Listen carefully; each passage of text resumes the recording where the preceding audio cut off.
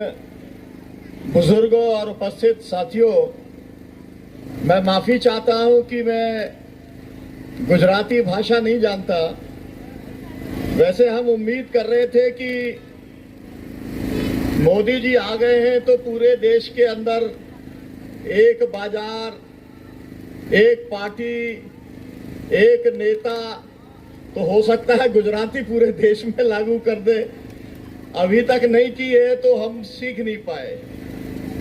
तो आपसे माफी चाहते हुए मैं सबसे पहले आपको मई दिवस की बधाई देना चाहता हूं। आज के दिन शिकागो में 1886 में मजदूरों ने 8 घंटे ही काम कराया जाए, 15 घंटे काम कराया जाता था, उसकी लड़ाई लड़ने का काम शुरू किया था। 2 दिन बाद गोली चली, 2 मजदूर मारे गए और फिर उस केस के अंदर 15 लोगों को फांसी देने का काम किया गया। तब से लेकर आज तक पूरी दुनिया के अंदर जो मजदूर हैं, जो पसीना बहाने वाले हैं, जो श्रम करने वाले हैं, वो इस मई दिवस को मनाने का काम करते हैं। तो आपने 11 सरकारी अस्पताल और मेडिकल कॉलेज के निजीकरण के खिलाफ में इस लड़ाई को तेज करने के लिए मई दिवस आपने चुना। उसके लिए मैं विशेष तौर पर आपको बधाई देता हूं कि ये जो आपकी आवाज है वो पूरे दुनिया के मजदूरों के साथ में आज जुड़ गई है। साथियों, मैं आया हूं मध्य प्रदेश से। पूरे देश में किसान संघर्ष समिति के नाम से काम करते हैं हम, और संयुक्त किसान मोर्चा जो 550 किसान संगठनों का एक मंच है, उसकी कोर कमेटी का मैं सदस्य हूं। NAPM के साथ में जुड़ा हुआ हूं। तमाम सारे हमारे संगठन नेटवर्क जो एक दूसरे को मदद करने का काम करते हैं, हम सब लोग एक साथ आकर के लड़ाई को लड़ने का काम करते हैं। मैं आपको अपनी बात रखूं उसके पहले 2-4 तथ्य बताना चाहता हूं, और मैं ये दावा करता हूं कि ये तथ्य आपके लिए नए होंगे। अशोक चौधरी जी के आदेश पर मैं आपके बीच में यहां पर आया हूं, तो मैं चाहूंगा कि वो जरा मेरी एक पहली जो बात है वो सुन ले। श्रीमाली जी का आदेश हो गया, पुराने मित्र हैं। पहला ये तथ्य बताना चाहता हूं कि जो आपके यहां पर हुआ यही मध्य प्रदेश के अंदर हो रहा था। वहां पर भी 12 जिलों के अंदर सरकारी अस्पताल और मेडिकल कॉलेज को वैसे ही निजीकरण करने का फैसला वहां की भाजपा सरकार ने लिया था। लेकिन स्वास्थ्य से जुड़ी हुई जो यूनियन है, जो डॉक्टर्स हैं, जो पैरामेडिकल स्टाफ है, नर्सेज हैं, सब लोगों ने लड़ करके 4 महीने के बाद में 10 जिलों के अंदर उसको रद्द करा दिया। 10 जिलों के अंदर रद्द करा दिया। जिस लड़ाई को आप लड़ रहे हैं वो मध्य प्रदेश में हुई, 10 जिलों के अंदर वो रद्द हो गया। आपके यहाँ का गुजरात का दीपक फाउंडेशन है, वो अलीराजपुर के अंदर पहुंच गया था। वो भी लड़ाई लड़ने का काम हम लोगों ने किया। मैं आपको ये बता रहा हूं, हो सकता है कि आपको लगता हो कि ये शुरुआत आपके अंदर की है, क्योंकि गुजरात मॉडल की चर्चा पूरे देश और दुनिया में होती है। तो गुजरात मॉडल मतलब कि प्राइवेटाइजेशन का मॉडल, ये बताने के लिए पूरे देश के अंदर तमाम सारे लोग जाते हैं। लेकिन मैं आपसे ये कहना चाहता हूं कि इसकी शुरुआत कब की। मिनिस्ट्री ऑफ फाइनेंस ने, पत्रकारों से कहना चाहता हूं कि इसको नोट करें, मिनिस्ट्री ऑफ फाइनेंस ने 28 सितंबर 2017 को आदेश निकाला और उन्होंने इस स्वास्थ्य सेवाओं के प्राइवेटाइजेशन की शुरुआत उन्होंने की।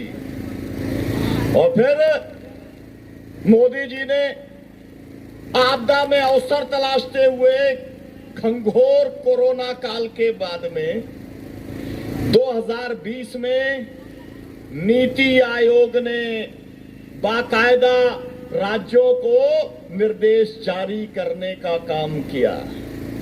तो आपके यहां पर जो हो रहा है वो केवल गुजरात का मामला नहीं है, वो मामला दिल्ली का है, मिनिस्ट्री ऑफ फाइनेंस का है, मिनिस्ट्री ऑफ डिसइन्वेस्टमेंट का है और नीति आयोग का है। एक और तथ्य बताता हूं, उसके बाद अपनी बात रखूंगा। और वो तथ्य यह है, कल सुप्रीम कोर्ट ने आपके यहां पर अहमदाबाद में सरकारी अस्पताल और तमाम सारे अस्पतालों में वहां पर 58 फार्मा कंपनियों के द्वारा जो अवैध ट्रायल किया गया, 34,500 मरीजों के ऊपर, जिसमें 650 मर गए, उसके ऊपर कल सुप्रीम कोर्ट ने निर्देश दिया है कि इसका जरा जवाब दो कि ये सब इलीगल ट्रायल कैसे की। बहुत सारे लोग इसको नहीं समझ पाते कि जो लोग यहां पर बैठे हैं ये क्यों विरोध कर रहे हैं। जब आपके हाथ से निकल जाएगा तो मेडिकल कॉलेज के अंदर जैसे चूहों और बिल्ली के ऊपर टेस्ट किया जाता है दवाइयों का, जैसा अहमदाबाद में हो रहा था ऐसा आपके यहां पर भी होने लगेगा। इससे आपको बचाना चाहते हैं, इससे आपको प्राइवेटाइजेशन से बचाना चाहते हैं और इसीलिए हम इस लड़ाई को लड़ने का काम कर रहे हैं। मैं आपसे साथियों ये कहना चाहता हूं, ये 3-4 जानकारियां मैं देना चाह रहा था क्योंकि आमतौर पर सब लोगों के पास में ये जानकारी नहीं होगी, इसलिए ये जानकारी देने का काम किया। और ये भी कहना चाहता हूं मध्य प्रदेश के साथियों से, आप जानते हैं अशोक चौधरी जी, अमूल्य निधि को और सब लोगों को जो स्वास्थ्य वाला ग्रुप है, उन लोगों ने कहा इस लड़ाई को कहीं पर भी आप पूरे गुजरात में लड़ना चाहें, मध्य प्रदेश के लोग साथ में हैं। ये मैं आपसे उन सब साथियों की ओर से यहां पर मैं कहने के लिए आया। साथियों, मैं यहां पर पहुंचा दावणगिर से, कर्नाटक से।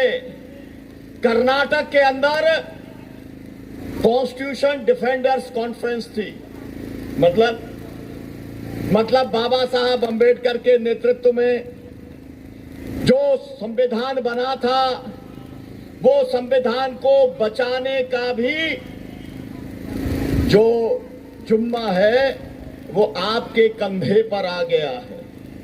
और ये लड़ाई पूरे देश में चल रही है और उस लड़ाई के अंदर भाग ले करके कर्नाटक से मैं आपके यहां पर ये कहने के लिए आया हूं कि भारत का संविधान हर नागरिक को शिक्षा की, स्वास्थ्य की, बुनियादी जो उसके मूलभूत अधिकार हैं वो सुनिश्चित करने की गारंटी देता है।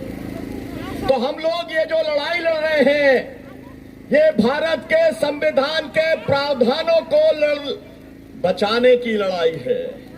इस बात को भी आपको याद रखना चाहिए कि केवल आप इस लड़ाई को इसलिए नहीं लड़ रहे कि मेरा इलाज जो है प्राइवेट में जाएंगे तो महंगा हो जाएगा, किसी की कोई जवाबदेही नहीं होगी, मेरे ऊपर गलत तरीके के ट्रायल भी हो सकते हैं। केवल इतनी बात नहीं है, भारत के संविधान ने आपको जो अधिकार दिया है उस अधिकारों को बचाने का भी ये बहुत बड़ा सवाल है। मुझे इस बात की साथियों खुशी है, मैं अभी ज्ञापन देख रहा था, जो आप ज्ञापन देने वाले हैं उस ज्ञापन में आपने केवल स्वास्थ्य सेवाओं के निजीकरण की बात नहीं की, शिक्षा के निजीकरण को भी रोकने की बात की है। ये जो जमीनों के ऊपर कब्जा किया जा रहा है, किसानों की जमीनों को जबरदस्ती छीना जा रहा है, बड़ी बड़ी कंपनियां लगाई जा रही हैं। आपने उस सवाल को भी दिल्ली मुंबई कॉरिडोर से लेकर के और स्टैच्यू ऑफ यूनिटी तक के सवाल को आपने उठाने का काम किया है। आपने यूसीसी के सवाल को उठाने का काम किया है। मेरा कहने का मतलब है, आप एक समग्र दृष्टि लेकर के और एक बहुत व्यापक दृष्टि लेकर के आप इस लड़ाई को लड़ने का काम कर रहे हैं। मैं आपसे ये कहना चाहता हूं कि अब जो पूरी लड़ाई है वो उल्टी दिशा में जा रही है। गुजरात को लोग याद करते हैं गांधी जी की वजह से, गुजरात को लोग याद करते हैं सरदार पटेल की वजह से। गांधी जी को लोग, गुजरात ने इस देश को आजादी देने के अंदर अग्रणी भूमिका निभाने का काम किया था। अब उस आजादी को बचाने की लड़ाई भी गुजरात के लोगों को लड़ने का काम करना पड़ेगा। आपने जो आजादी दी इस देश को, उसकी अगुवाई करने का काम जो किया, आज वो खतरे के अंदर पड़ गई है। मैं आपसे ये कहना चाहता हूं, आदिवासी इलाके हैं, पेशा कानून लागू होता है, एफआरए कानून लागू होता है, तमाम सारे आपको मालूम है संविधान के अंदर जो संशोधन हुए थे, 72-73वां संशोधन हुआ था। तमाम सारे अधिकार पंचायतों को मिले हुए हैं। मैं ये पूछना चाहता हूं, आपकी ये जिला परिषद भी और जिला कलेक्टर भी हैं कि आप लोग जिन गांव में रहते हैं उन गांव के लोगों से कोई आपने सलाह मशवरा किया क्या? आपसे पूछना चाहता हूं, आपके यहां पर कोई ग्राम सभा हुई क्या जिसमें आपने प्रस्ताव पारित किया हो कि हम चाहते हैं कि हमारे अस्पताल का निजीकरण हो जाए, हम चाहते हैं कि मेडिकल कॉलेज का निजीकरण हो जाए? ऐसा कोई प्रस्ताव आपने अपने गांव में किया क्या? बताइए। मेरी बात शायद समझ में नहीं आई होगी चौधरी साहब, तो आप गुजराती में पूछ लीजिए, है ना? नहीं किया ना आपने कोई प्रस्ताव? जिला पंचायत ने भी कोई प्रस्ताव नहीं किया होगा, तो फिर ये फैसले कहां से हो रहे हैं? ये बड़ा सवाल है। फैसले अगर करना है तुम्हें तो फैसला ग्राम सभा से करवाना पड़ेगा, ग्राम पंचायतों से कराना पड़ेगा, लोगों के साथ में आपको सहमति से कराना पड़ेगा। ये अधिकार हमको लैंड एक्विजिशन के बारे में, भूमि अधिग्रहण के बारे में 2013 का जो कानून है वो भी देता है। और भारत के अंदर इस समय जो संविधान लागू है और जो कानून लागू है वो भी हमको ये अधिकार देता है। और इसीलिए आप जो मांग कर रहे हो, आप जो लड़ाई लड़ने का काम कर रहे हो, वो लड़ाई कानून के अधिकार के हिसाब से भी मजबूत है, संवैधानिक अधिकार के हिसाब से भी मजबूत है। और फिर आपका जो अनुभव है 76 साल का, कंपनी आती है, मुनाफा कमा के चली जाती है। आपको मालूम है जब कोरोना हुआ देश में तो न्यूयॉर्क टाइम कहता है कि उसके अंदर 42 लाख लोगों की मौत हुई। अब यहां की सरकार ने जो भी कुछ बताया, लेकिन आपको मालूम है उसमें क्या हुआ? 15 करोड़ लोग बेरोजगार हो गए, 15 करोड़। और 2 लोगों को कितना मुनाफा हुआ? अडानी अंबानी को 3 लाख करोड़ का।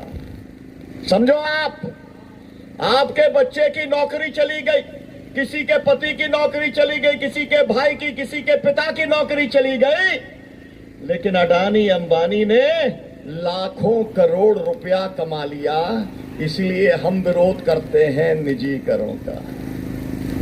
मुझे ये पक्का भरोसा, यहां से जाने के बाद में अभी तक मेरे ऊपर जितने मुकदमे हैं, मेरे ऊपर 140 मुकदमे लगाए, मेरे ऊपर 10 बार जानलेवा हमला किया, 2 घंटे 5 घंटे 10 घंटे बेहोश रहा। आप लोगों की आशीर्वाद से, दया से मैं जीवित हूं। और फिर उसके बाद में क्या? उसके बाद में मुल्क की सजा कराई। कितनी? सुन रहे हो ना? 5 के ऊपर 4। 54 साल की सजा मुझे कराई है।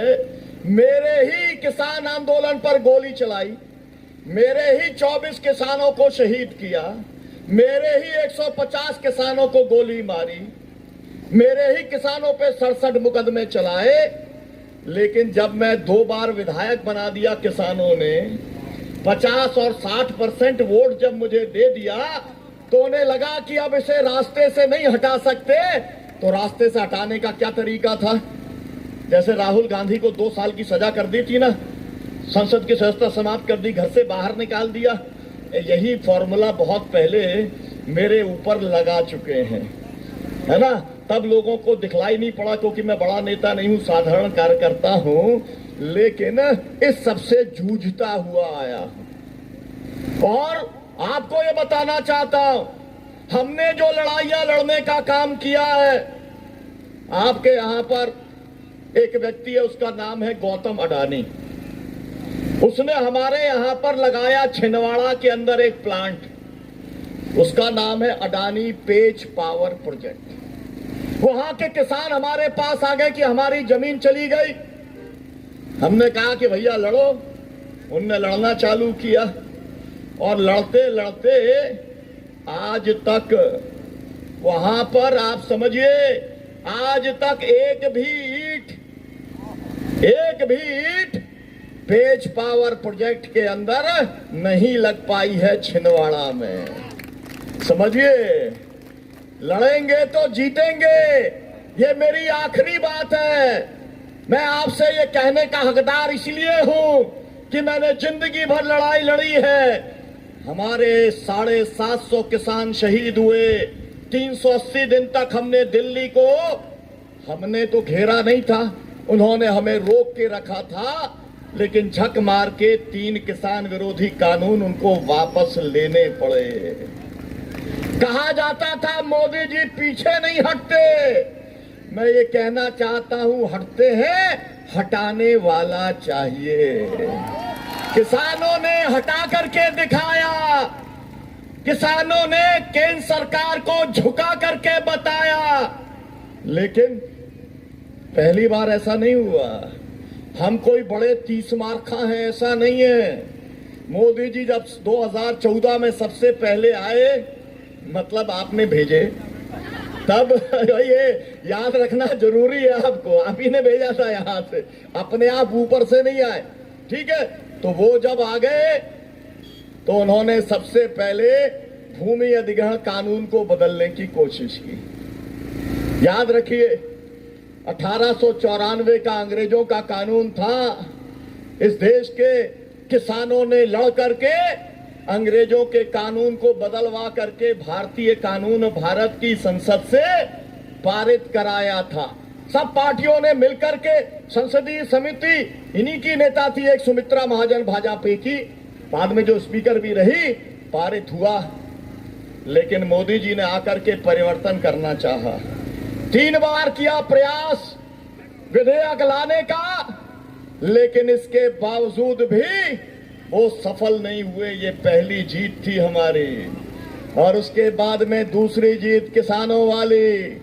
फिर आपको ये, आप यूसीसी लिखा हुआ है ना यहाँ पर, मैं आपसे कहना चाहता हूं साथियों, जब एनआरसी का आंदोलन चला, तब एनआरसी के आंदोलन में इस देश के अंदर बुर्के वाली महिलाओं ने, जो कभी घर से निकलती नहीं थी, घर से निकली, उन्होंने हाथ में संविधान लिया, हाथ में बाबा साहब का फोटो लिया। मैं आया था शाहीन बाग में, 50 शाहीन बाग में मैं उस समय गया था, और उन्होंने सरकार को रोक दिया। केवल मामला यहां नहीं रुका, बीच में ड्राइवरों का एक कानून लाया कि अगर ड्राइवर के हाथों किसी की मौत हो जाती है तो 7 साल की सजा होगी। ड्राइवरों ने हड़ताल कर दी, वो कानून वापस हो गया। फिर एक कानून लाया वकीलों के लिए कि विदेश के वकील आकर के यहाँ वकालत करेंगे, हड़ताल का अधिकार समाप्त हो जाएगा। वकीलों ने केवल ज्ञापन दिया और सरकार पीछे हट गई। और आपको मालूम है कल क्या हुआ? कल ये हुआ कि सरकार कहती थी जाति जनगणना मतलब जातिवाद को बढ़ावा देना है, लेकिन कल कैबिनेट ने उसको भी मान लिया। और जब जाति जनगणना हो जाएगी तब ये पता चल जाएगा आप लोग जो यहाँ पर बैठे हैं इस देश की संपत्ति में आपका कितना अधिकार है। भाई बराबर का अधिकार होगा ना, ये भारत का संविधान कहता है। ऐसा नहीं होगा कि देश की 50% संपत्ति अडानी अंबानी की रहेगी और आपके पास में नौकरी भी नहीं होगी, आपके बच्चे की पढ़ाई और शिक्षा का इलाज का इंतजाम भी नहीं होगा। ये इस देश में नहीं चलेगा। लेकिन अभी तक कोई डाटा नहीं था, अब वो डाटा आ जाएगा जब जाति जनगणना होगी। तो मेरा कहने का मतलब साथियों ये है कि आप जैसे वक्फ बोर्ड वाला आ गया कानून, अभी छोटी सी लड़ाई शुरू हुई है, वो लड़ाई भी अगर आगे जाएगी तो मैं ये कह सकता हूं साथियों, ये सरकार पीछे जाएगी। तो आप लोग ये मन बना के जाओ कि आप सही लड़ाई लड़ने का काम कर रहे हो। इस देश को बापू ने और सरदार पटेल ने अगर आजाद कराया, भगत सिंह और सुभाष चंद्र बोस ने अगर इस देश को आजाद कराया, जेपी का नवनिर्माण आंदोलन इसी धरती पर हुआ था, इसी धरती पर हुआ था। याद रखिए, सरकार बदल गई थी, छात्रों का आंदोलन हुआ था, सरकार बदल गई थी। केवल गुजरात की सरकार नहीं बदली थी, बिहार की पटना की सरकार भी बदल गई थी और बाद में दिल्ली की सरकार भी बदल गई थी। तो मैं ये मानता हूं आप जिस लड़ाई को आपने शुरू किया है इस गुजरात से, वो लड़ाई पूरे देश के अंदर जाएगी। पूरा देश आपके साथ में खड़ा होने का काम करेगा। आप लड़ेंगे और जीतेंगे, इस आशा विश्वास के साथ में मैं आपको शुभकामनाएं देता हूं और आपसे ये कहना चाहता हूं कि आप किसान इकट्ठे होकर के अगर कभी इस लड़ाई को लड़ेंगे, तमाम सारी लड़ाई हमने बुलेट ट्रेन वाली भी लड़ी थी, और अगर ये दिल्ली बंबई कॉरिडोर वाली लड़ाई या जो भी लैंड एक्विजिशन की लड़ाई है उसको आप लड़ने का काम करोगे। तो एक उदाहरण बताता हूं, रायगढ़ जिला है एक महाराष्ट्र का, वहां पर सबसे बड़ा एसईजेड लगाया था। सबसे बड़ा किसका एसईजेड था? अंबानी का एसईजेड था, और उसको रद्द करा दिया। कैसे रद्द कराया मालूम है? उल्का महाजन एक नेता है, जन आंदोलन की नेत्री है, आप ही जैसे सब साथियों में से निकली है। उसने कहा कि आपको रायशुमारी करानी पड़ेगी। रायशुमारी हो गई और आखिरी में जाकर के एसईजेड को रद्द करना पड़ा। तो मैं तो गुजरात सरकार के सामने अपनी तरफ से ये प्रस्ताव, चौधरी साहब का ये संगठन का नहीं है, लेकिन मेरा ये प्रस्ताव है, मोदी जी अगर लोकतंत्र में विश्वास रखते हो तो आप रायशुमारी करा लो, आप वोटिंग करा लो। कितने लोग चाहते हैं सरकारी अस्पताल का निजीकरण और कितने लोग चाहते हैं मेडिकल कॉलेज का निजीकरण? वोटिंग में अगर आप जीत जाओ तो हम भी ताली बजा देंगे, और अगर आप हार जाओ तो फिर कभी निजीकरण की तरफ बढ़ने का काम नहीं करना। ये बात आपसे कहना चाहते हैं, देश में कल्याणकारी राज्य है, शिक्षा और स्वास्थ्य का किसी भी हालत पर किसी भी कीमत के ऊपर हम निजीकरण नहीं होने देंगे। लड़ेंगे, जीतेंगे। इंकलाब जिंदाबाद। आवाज दो, आवाज दो। कौन बनाता हिंदुस्तान? भारत का मजदूर किसान कौन चलाता हिंदुस्तान? भारत का मजदूर किसान कौन खिलाता हिंदुस्तान? भारत का मजदूर किसान, है ना? कौन चलाता हिंदुस्तान? कौन चलाता हिंदुस्तान? कौन खिलाता हिंदुस्तान? आवाज दो। इंकलाब। मई दिवस के शहीदों को भूलो मत, भूलो मत। मई दिवस के शहीदों को, मई दिवस के शहीदों को बहुत बहुत शुक्रिया, बहुत बहुत धन्यवाद। हेलो।